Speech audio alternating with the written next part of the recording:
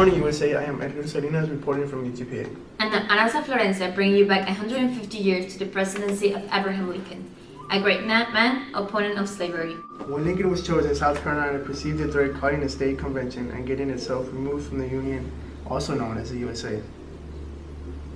Later on, Mississippi, Alabama, Arkansas, Georgia, Louisiana, Texas, Virginia, Tennessee, and North Carolina followed South Carolina's steps. After that, the war began between the slavery, the non-slavery, the South, and the North, bringing to its 11 major land battles. But we are only going to talk about 3 of the most important of the 11. And for this, we have our interview with Dilcia, major in history, especially the battles of the Civil War.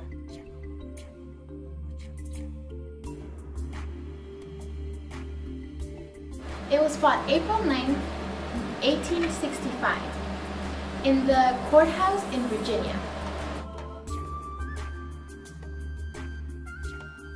For the Confederate, the commanding general was Robert E. Lee. The commanding general for the Union was Ulysses S. Grant. During this battle, General Robert E. Lee had planned on attacking General Grant's army because he thought that there was only one set of soldiers that he had. He didn't have any backups, or so General Lee thought. When he decided to attack, 2 more sets of soldiers attacked back, so he surrendered, where he said that he couldn't see it happening, so he couldn't defeat them. Now, many people think that the war was over at this time, but it wasn't. It was just one set of soldiers that decided to surrender. They still had the whole Confederate army to fight. So the war wasn't necessarily over, but it was a big defeat for the Confederation.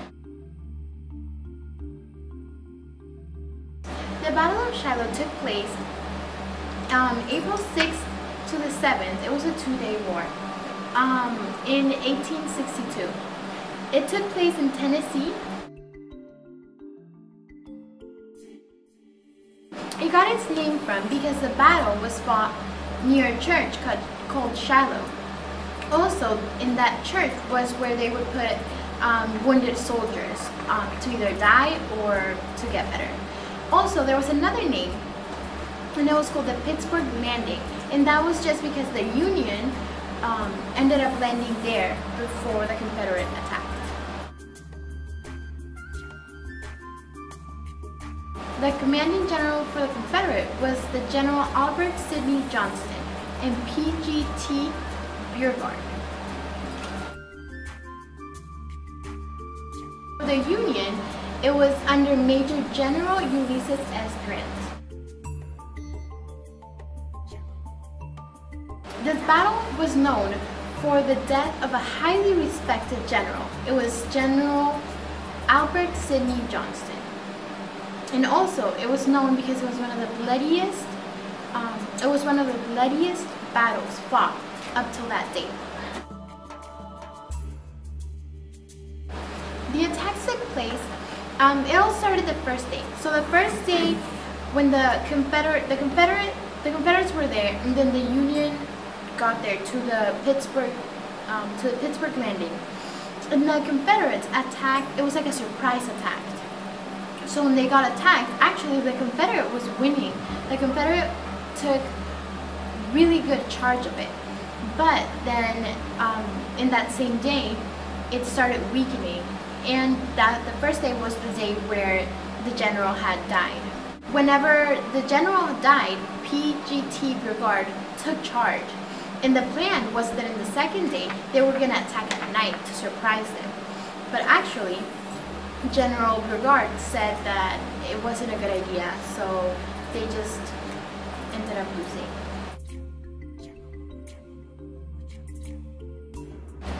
No, it wasn't indecisive. It was a clear war that the Union had won.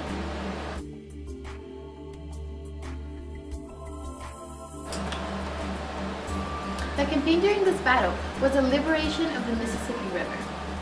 Thank you, Dilcia. And now, we have a special lecture for you from Anthony.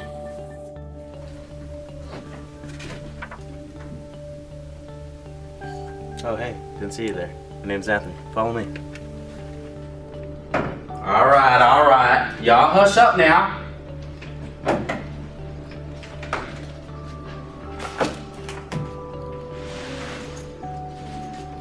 Good evening, students. I apologize for being late. Today we'll be going over your review for your quiz over the Battle of Gettysburg this Friday. The Battle of Gettysburg. The Battle of Gettysburg was fought July 1st through the 3rd, 1863, in and around the town of Gettysburg, Pennsylvania. The battle with the largest number of casualties in American Civil War. It is often described as today as a war's turning point. Union Major General George Gordon Meade's Army of the Potomac defeated attacks of the Confederate General Robert E. Lee. Army of Northern Virginia ending Lee's invasion of the North. Does the class have any questions thus far? No. Elements of the two armies initially collided at Gettysburg on July 1st, 1863, as Lee urgently concentrated his forces there, his objective being to engage in the Union Army and to destroy it. Low ridges to the northwest of the town were defended initially by a Union cavalry division under Brig General John Bufford, and soon reinforced 2 corps of Union infantry. However, 2 large Confederate corps assaulted them from the northwest and the north, collapsing the hastily developed Union lines, sending the defenders retreating through the streets of the town through the hills just to the south. On the second day of battle, most of both armies had assembled. The Union line was laid out in the formation of a fishhook. In the late afternoon of July 2nd, Lee launched a heavy assault on the left flank, and fierce fighting raged at Little Round Top and the wheat field at the Peach Orchard. On the third day of battle, fighting resumed on Cups Hill, and cavalry battles raged to the east and south. But the main event was a dramatic infantry assault by 12,500 Confederates against the center of the Union line on Cemetery Ridge, known as Pickett's Charge. The charge was repulsed by the Union rifle and artillery fire at great losses to the Confederate Army. Lee led his army on a tortuous retreat back to Virginia. Between 46,000 and 51,000 soldiers from both armies were casualties in the 3-day battle.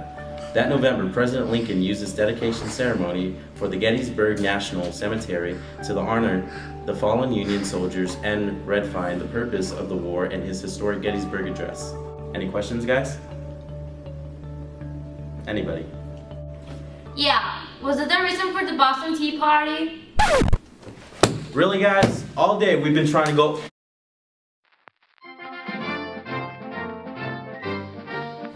Breaking news! The Civil War is over. The reconstruction of America will begin. Industrialism began as a result of the increase of wartime production and the development of new technologies. And the nation was reunited and the southern states were now allowed to secede. The South was placed under military rule and divided into military districts. Southern states then had to apply for readmission to the Union. The federal government proved itself supreme over the states. Essentially, this was a war over state rights and federalism, and the victor was the power of the national government. The most important, slavery is now over. And welcome to the new beginning.